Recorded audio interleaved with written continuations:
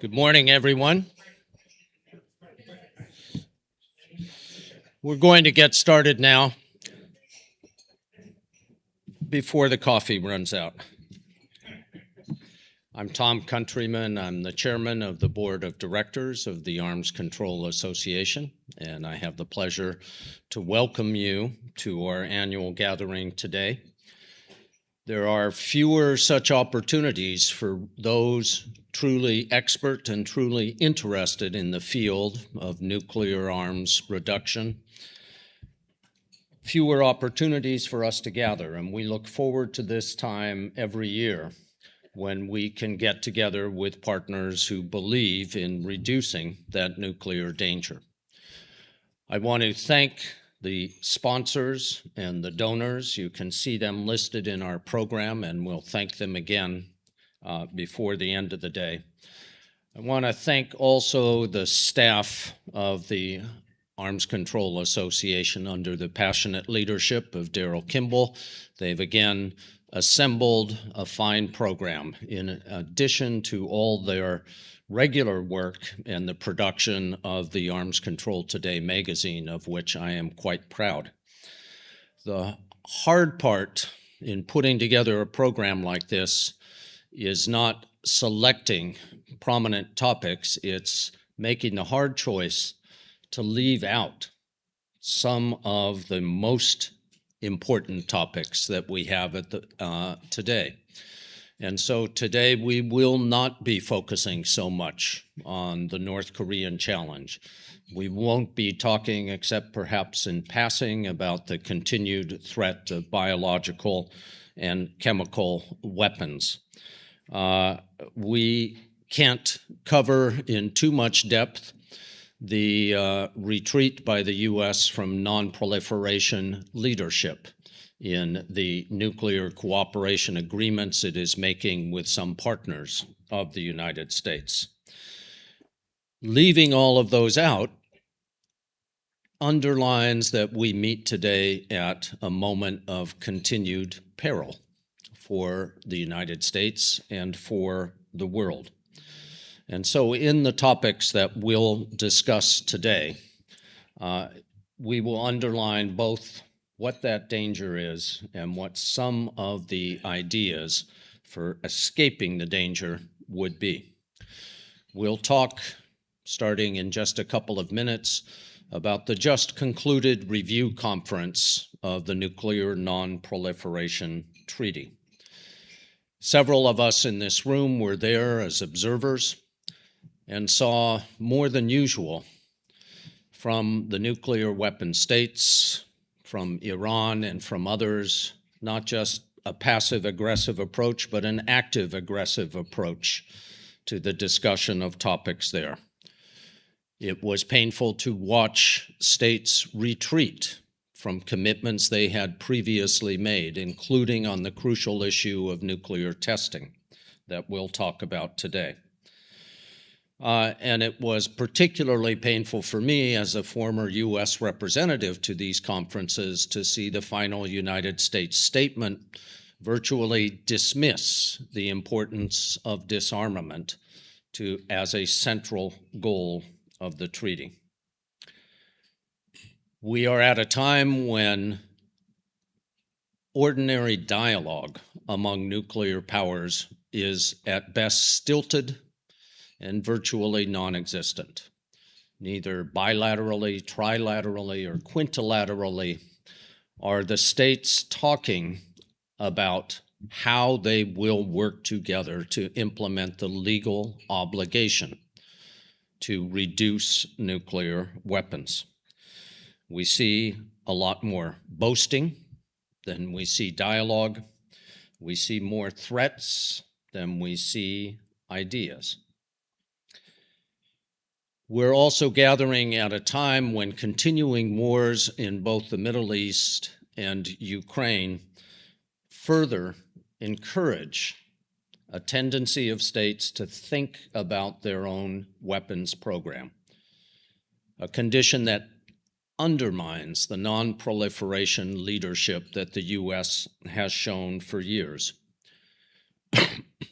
Nations that have seen Iran, and Ukraine come under attack from nuclear-armed neighbors, reach a logical but incorrect conclusion that the only true security for their governments is to develop nuclear weapons.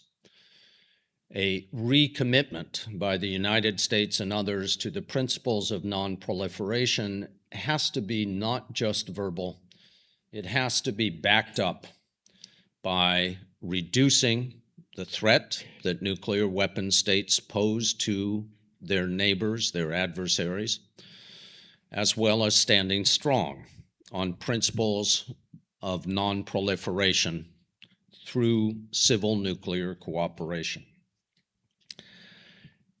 This is a short overview of what we get to do. And the work belongs to us, belongs to all of us in this room. The cavalry is not coming. Dumbledore is not going to cast a spell to solve these issues. Not even a change of leadership among the nuclear weapon states, no matter how otherwise desirable and necessary that may be, will by itself create the conditions to reduce nuclear risk. It's only humans working together who can reduce and eventually eliminate the threat that nuclear weapons and other weapons of mass destruction pose to us. Unless we are prepared, active, loud, capable of mobilizing people, capable of mobilizing and educating legislators, parliamentarians, members of Congress across the world, we will not be in the position to seize the opportunity of making serious steps on nuclear disarmament. We believe that the United States and other nations can make different choices in national security. Choices that enhance national security, enhance global stability, reduce not just the risk, but the anxiety that our current course creates among our citizens. We believe that the U.S. and other states can make different choices in national security, choices that will not bankrupt any country, that will not saddle our children and grandchildren with unpayable debt. And this is the work that the Arms Control Association will continue to do, not just on policy alternatives, but also on mobilization, because it's a bigger question than policy. It is a question of consciousness, of being capable of making our peoples capable of asking the hard question, of demanding that our leaders reflect in their policy what a majority of the American people want, and a majority of the peoples in every country, and that is a reduction in nuclear spending, a reduction in nuclear arsenals. It's our common assignment as Americans, as humans, as people who understand, and I know some folks here are as old as I am, people who remember how close we have come to nuclear war, to the loss of the human species in the past. So as we get started today, I want to ask you once again for your support, including money, yes, and the fact that you are here means you have met your minimum obligation, but also for your activism, for your voice, for your readiness to get yourself and a neighbor and a cousin to call a congressman and say, this is what we care about. These are the bills that lead us away from that destructive path. I would love to introduce our first speaker and open the conversation on the just concluded NPT review conference. However, our first speaker, who has a real job, is not quite ready to join us, and I think should be with us in just a few minutes. I will introduce him anyway. He doesn't get to hear the nice things that I will say about him, but they are all true, and I say them the same whether he's listening or not. Ambassador Do Hung Viet represents a Vietnamese diplomatic corps that I grew to respect greatly during the time I was in government, and to respect in particular Vietnam's definite commitment to the principles of non-proliferations and nuclear risk reduction that all of us agree on. A strong member of that non-proliferation community. And I think it was good fortune that led the ASEAN group to nominate Ambassador Viet to preside over the 11th Review Conference in April and May. It was, as I noted, several of us in this room could watch what was happening. And what we saw were a majority of states parties who were committed to the treaty, committed to the obligations, the decisions that had been made at previous review conferences, that were ready to focus equally on the three pillars of the treaty: non-proliferation, disarmament, and peaceful uses of nuclear energy, and that approached the conference with a seriousness and an openness that was well received by most. And at the same time, what we witnessed was a conference in which old scores had to be settled, current disputes had to be escalated and underlined for the benefit of the world, and a number of delegations that were performing for their capitals rather than performing a serious negotiation towards a consensus outcome. In that environment, Ambassador Viet exhibited constantly all the qualities that a good diplomat should have. Above all, the ability to listen, the ability to give equal weight and importance to the big states and the small states to ensure that every voice was heard, and a readiness to make decisions towards the common goal of achieving some kind of consensus. As I said, the majority were ready for that. And it is disappointing that the particular red lines, and I have to name names, of especially the United States, Russia, China, and Iran, prevented the president of the conference from being able to put forward a document that would be both a step forward and that would draw consensus. Even the minimal document, stripped of a number of the most important decisions that a majority of countries supported, was not able to gain consensus. So when Ambassador Viet joins us, we've asked him to speak about his reflections from the conference. And this is not just about history, though all of us know that history awareness of history is important. It's about what we can learn at this moment to move us ahead, not just within the next review cycle of the NPT, but to move us ahead in the kind of discussion that we want to see among the nuclear powers.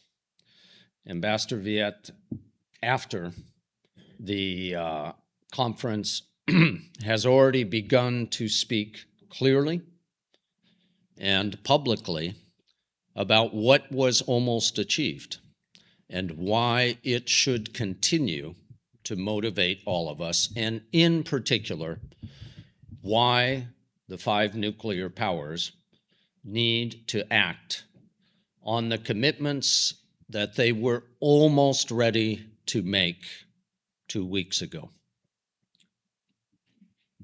If you don't see his face, it means he's not quite ready. Daryl? Okay. I think everybody here knows I could talk forever, but I'm not gonna. 5 minutes, and we will ring a bell and bring you back in as soon as Ambassador Viet is ready to join us. Thank you again for coming. Look forward to your participation all day.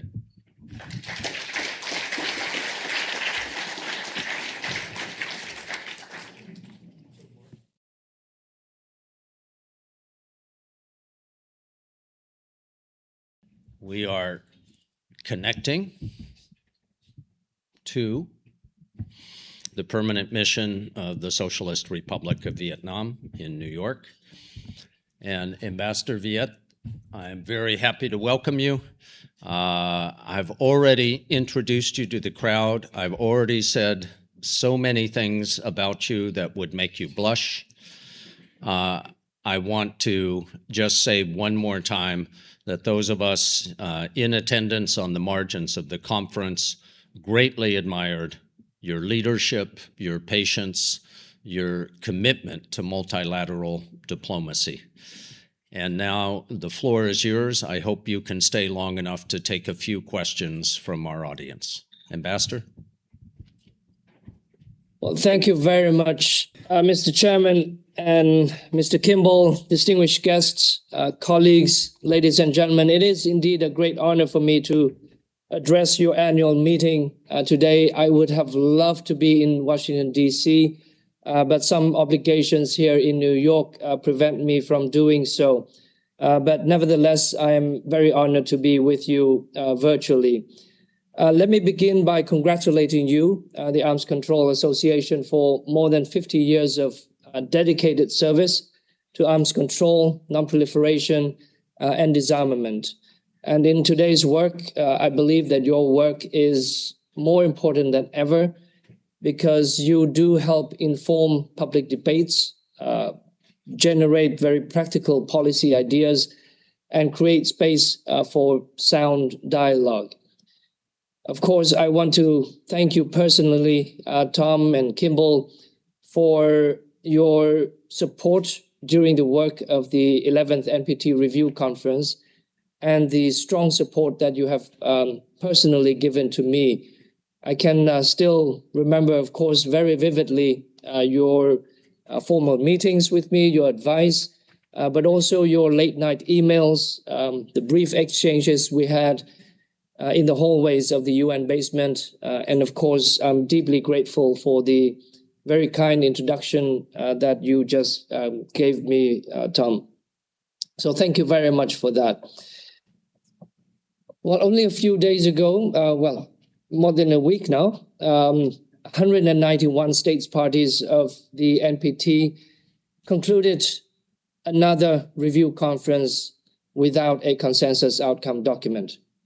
This was, of course, very disappointing, but it was not surprising. The conference met at an exceptionally difficult moment. Since 2022, when the last review conference took place, the international security environment has only deteriorated. Strategic rivalry amongst nuclear weapon states has intensified, International tension is on the rise. A renewed emphasis on nuclear deterrence, on extended deterrence, on nuclear sharing, and on the role of nuclear weapons in national security doctrines is seen across regions.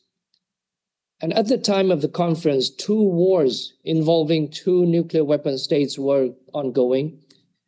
There was a nuclear military exercise taking place. There was also an ICBM test taking place during the conference.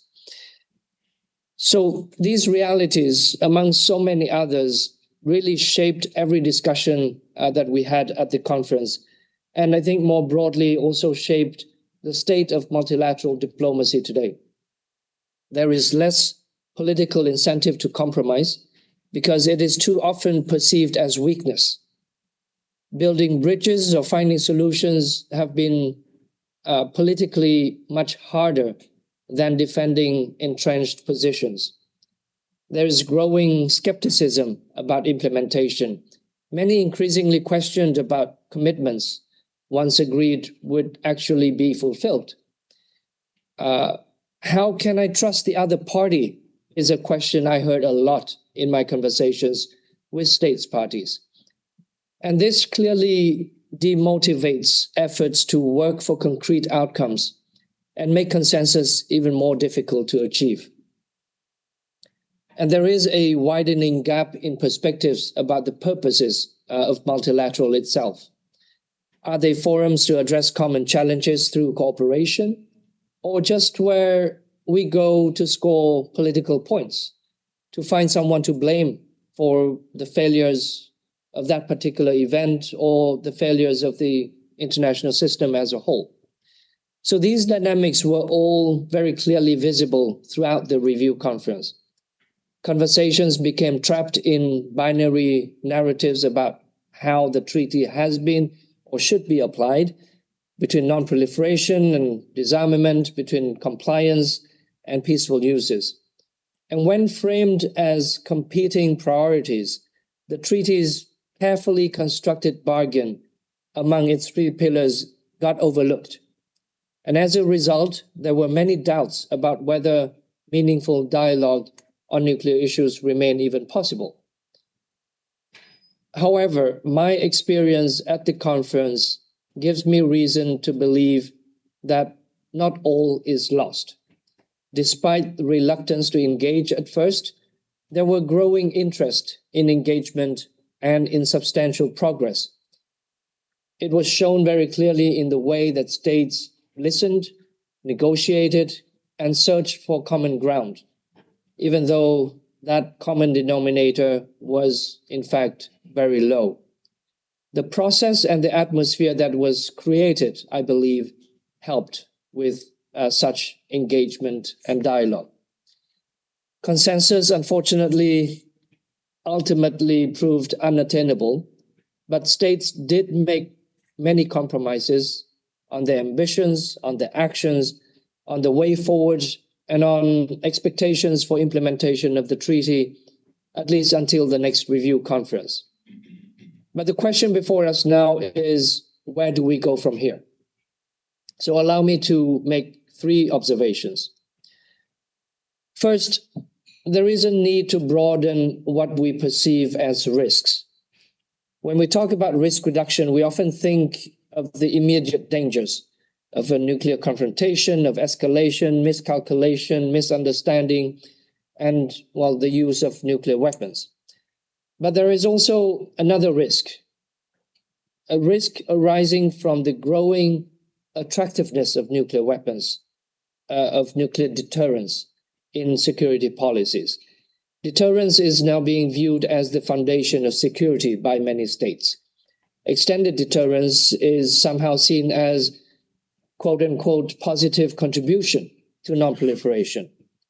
And as a result, we are witnessing renewed debates about the role of nuclear weapons and nuclear sharing, and growing pressure on long-standing norms of the NPT itself. And this trend carries consequences far beyond any single crisis. If this is left unchecked, it could gradually erode the norms and understandings that have helped prevent proliferation and constrain the role of nuclear weapons for more than half a century. And if the review process becomes unable to respond to the changing security environment, we risk a gradual erosion of understanding. The danger may not come in the form of a clear violation of the treaty, but it may come from actions that do not explicitly breach legal obligations, but move progressively away from the spirit, from the purpose, and the long-standing commitments that we have sustained and that have really been the foundation for the sustainment of the regime itself. So reducing risks, in my view, is not only about focusing on specific measures to prevent nuclear war. It is also about preserving the foundations of the international nuclear order. And from this perspective, risk reduction is married very closely to the progress that we can make in disarmament. Now, second, we must build on the common ground that still exists. One important lesson that I have learned from the review conference is that common ground has narrowed, but has remained. There was broad recognition of the value of the NPT as the cornerstone for peace, security, and development. States continue to see the need for balanced implementation across the three pillars. There was continued support for the central role of the IAEA safeguards for promoting the peaceful use of nuclear energy.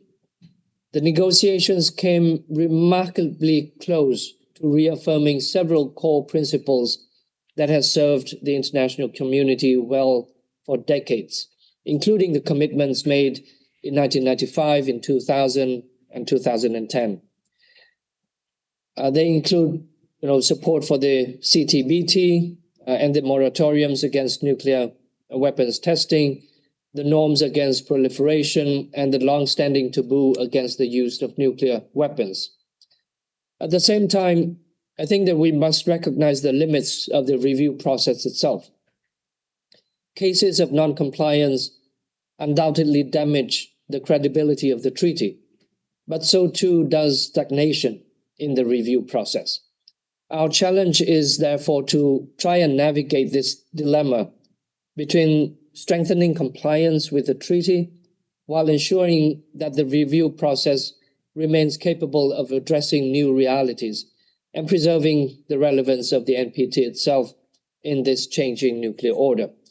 Meeting that challenge will require fresh thinking, especially on how we address regional issues that will involve 2, 3, 4, or many parties of the treaty that will and has ultimately prevented consensus from being achieved, at least in the three most recent review conferences. And also, it will require sustained engagement over the next 5 years. Now, the third and last point, we must sustain dialogue amongst the nuclear weapon states. Like it or not, the N5 dynamics have always shaped the NPT process. Throughout the review conference, we witnessed significant disagreements among the N5, but in many ways, they were also aligned. One was their shared reluctance to accept any proposals that, the vast majority of nuclear weapon states regarded as their priorities, including on the implementation of past commitments or on the humanitarian consequences of nuclear weapons. Of course, also on how to implement Article 6 commitments, the actions of 2000 and the action plan of 2010. Another more subtle area of convergence was the growing emphasis on nuclear risk reduction and a genuine interest in defining how the N5 might engage with one another moving forward. This presents both a challenge and an opportunity. The challenge is that long-standing differences between nuclear weapon states and non-nuclear weapon states remain unresolved, particularly on disarmament commitments. But the opportunity is that amid very heightened strategic competition, there are signs of a renewed rapprochement. At a time when the risk of nuclear confrontation is higher than at any point in the recent decades, this should not be overlooked. And understanding this reality is essential if we are to identify where progress remains politically possible in the few years ahead. We must tap into this dynamics that foster sustained communication, greater understanding of intentions, and practical mechanisms to reduce risks and prevent escalation during crises. At the same time, engagement amongst the N5 should be accompanied by greater transparency and dialogue with the broader international community on nuclear policies, doctrines, and their commitments within the NPT framework. I know that these are very, very modest, but at the same time, they are very important understandings that emerged from the review conference process this time. They should be nurtured with patience, with realism, and with care. Not because the international community should lower our expectations of the nuclear weapon states, but because sustained dialogue remains the indispensable foundations for any future progress. Colleagues, ladies and gentlemen, a safer future will not emerge automatically. I refer to the theme chosen by the Arms Control Association this year, that we must forge cooperation today to shape the security environment that we will face in the next review cycle or at the next review conference in 2031. The NPT remains one of the most important tools available to us. It is facing significant challenge, but it continues to provide the framework through which states can manage differences, can reinforce norms, and pursue common security. The work of the Arms Control Association has helped sustain ideas, institutions, and public awareness and engagement that are necessary for that effort. So as we look beyond this review conference and towards the 12th review conference, I hope that we can continue working together to strengthen the foundations of international peace and security, to preserve what has been achieved, and advance with greater clarity, realism, and determination toward our shared objective of a safer world for all. I thank you very much for the opportunity, and I am, of course, willing and ready to take questions from the audience and from the moderator. Thank you very much.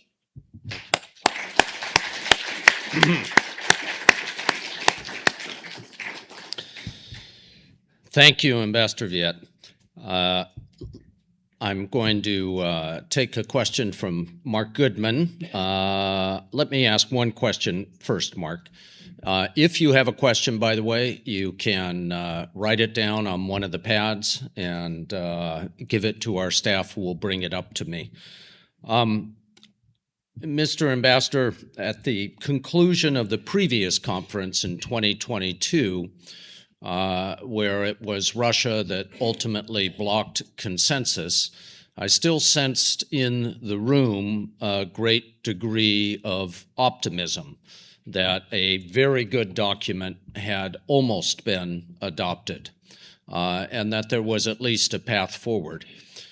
This year, you made, I think, the correct decision not to put any one country in the position of blocking consensus when no consensus was, in your judgment, impossible.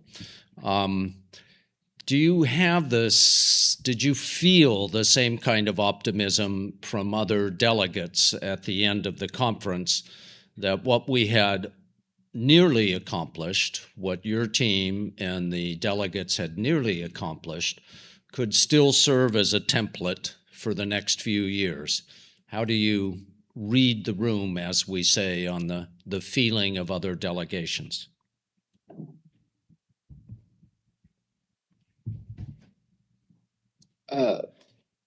Thank you, Tom.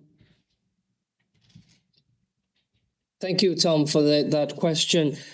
I think the optimism was strongly felt in the room until the very last day. Can you hear me, Tom? Yes. Oh, okay. Sorry about.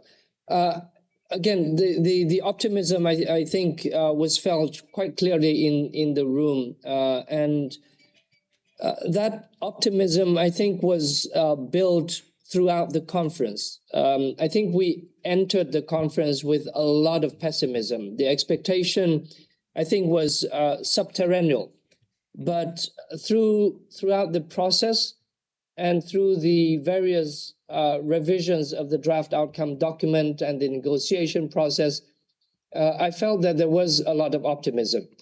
Now, I cannot say that there was a lot of happiness, in the sense that the document itself was seen to be diluted in terms of the commitments, especially when it comes to disarmament.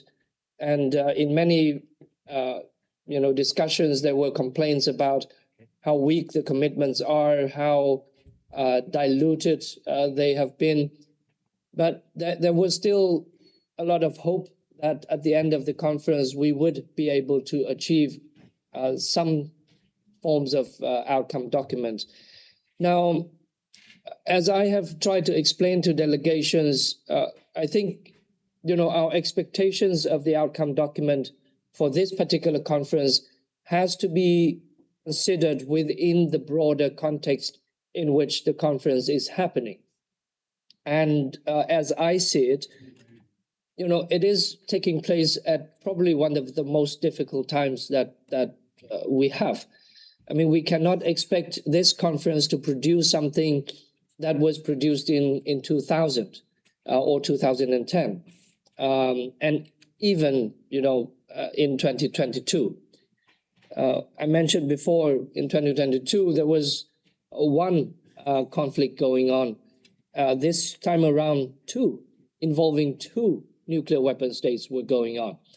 And so I do not think that all delegations would agree that the Rev 4 may serve as a template for the next review conference.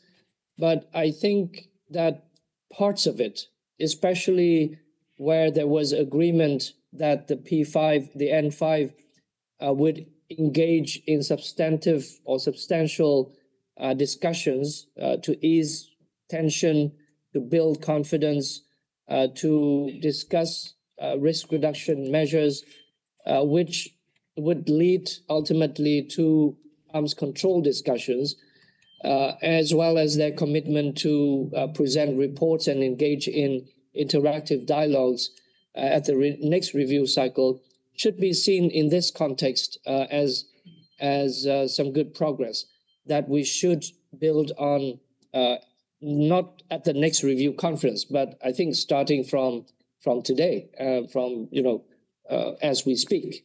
So again, I think it may not be seen as a perfect template, but it can be used as part of it as we move forward. Thank you. This question is from Mark Goodman, a veteran in the State Department of many review conferences and who observed all of this one. He asks, is it correct that the impasse at the end was about Iran and incompatible red lines of Iran and the United States, which was evident from the very first day of the conference? What can you say about the efforts over 4 weeks to avert that impasse? Well, I think that is a fair judgment of the impasse, and that was, I guess, hanging over our heads from the very beginning of the conference. Similarly, hanging over our heads were the crisis in Ukraine or the DPRK issue. So these, again, regional issues were always there. And I think, when we negotiated the outcome document, everyone were thinking about these issues. Now, what I try to do, because understanding that any of these regional issues will ultimately force one or the other delegation to break consensus, I try to strengthen the language in the draft outcome document to reflect those concerns, to talk about the issues rather than naming and shaming particular party. I was very hopeful until the very last day that such an approach helped. We had very strong language on non-compliance. We also had very good language on armed attacks against nuclear facilities, which were, without mentioning names, understood as addressing particular issues. But ultimately, I think political considerations, were so overwhelming that it did not allow for any room for compromise. I did try on the last day in my, 15, 20 meetings to shuttle between delegations to try and find some language proposals that could help solve that. But ultimately, that did not produce the outcome that I wanted. Thank you. Next question. After the review conference, you posted on social media that you urged the 5 nuclear weapon states to follow through on the call in the draft document that apparently was acceptable to all 5 to engage in dialogue. Do you have any response? Have you seen any sign that any of the 5 are moving forward on what they were ready to agree? I have not received any response on my tweet. That I can tell you. I guess the ACA was among the ones that reposted it, but none of the nuclear 5 had provided any response. Now, having said that, before we started the conference, the nuclear 5 had in the last few months 2 meetings in Cairo and in Casablanca. We did not see any outcome from those meetings. And I think one delegation told me that they could not even agree on a press release saying that they have met. So that was the kind of divide that they were faced with.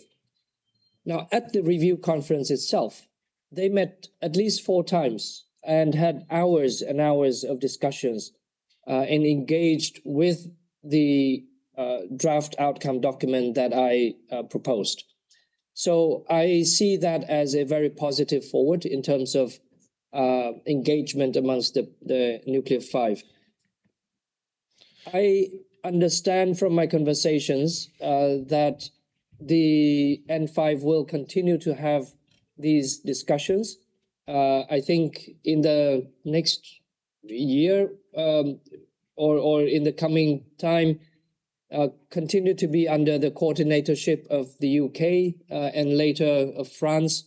And both these 2 countries have identified this as a priority for their coordinatorship. So it is my hope that they will build on what they have agreed themselves and to conduct those activities in the months ahead. I look forward to opportunities to engage with them directly to reinforce my call to them. Thank you. I think it's interesting that at the beginning of the conference, the 5 were in disagreement about whether to call for bilateral or trilateral or multilateral dialogue among the 5, and I think that you threaded that needle very well in the way you presented your document. One more question, and then we will thank you and let you get back to your work. Do you anticipate that emerging technologies such as AI-enabled military systems will become a larger focus of future NPT discussions? I do believe that it will, because it is already a major issue of discussion, especially for non-nuclear weapon states. This was raised and discussed. It was included in the earlier versions of the draft outcome document, but there was still very strong resistance from the nuclear five in terms of how this issue can be addressed. Of course, when we talk about emerging technologies, including AI, we need to talk about both the positive potential impacts and also the negatives and the dangers that they may accompany. But there remain huge differences on how to address this issue. But I do believe that it has become and it will continue to be a major issue for discussion to make sure that there is substantive and essential human control over the process of maintenance of decision making when it involves nuclear weapons. Thank you. I know I said that was the last question, but I lied. I have one more that I've received from our audience that I think is worth a quick discussion. The Arms Control Association 2 years ago published a paper on how a summit process among nuclear weapon states could help to change the dynamic in negotiations. So I wanted to ask you, do you think a summit among the leaders of the 5 nuclear weapon states might contribute to the success of the next review conference and perhaps kickstart meaningful negotiations on disarmament? I think what the nuclear weapon states had been able to do at the recent review conference was quite positive, in the sense that they could come to agreement on very specific actions that they will take in the near future. A summit, in my view, would be useful for that purpose.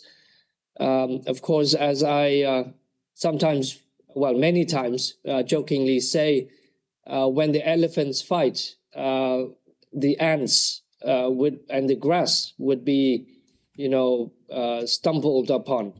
But when the elephants make love, the same may happen.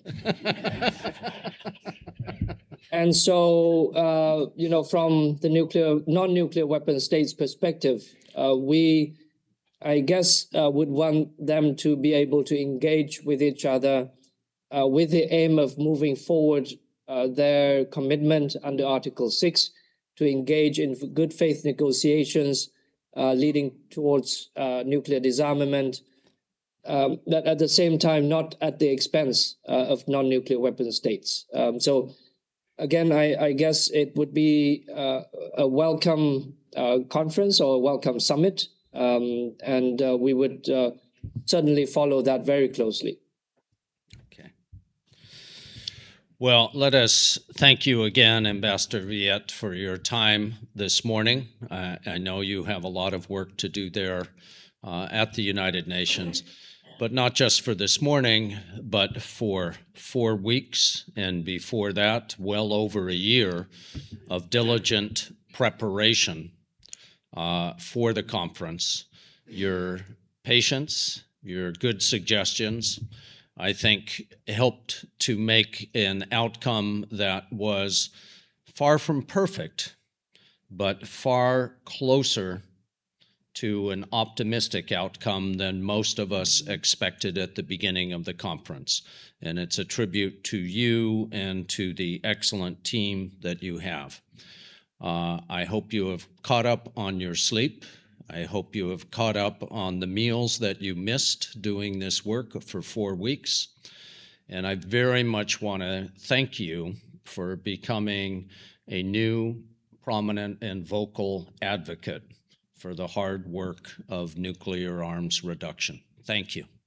Thank you very much. Thank you, Tom, for the opportunity.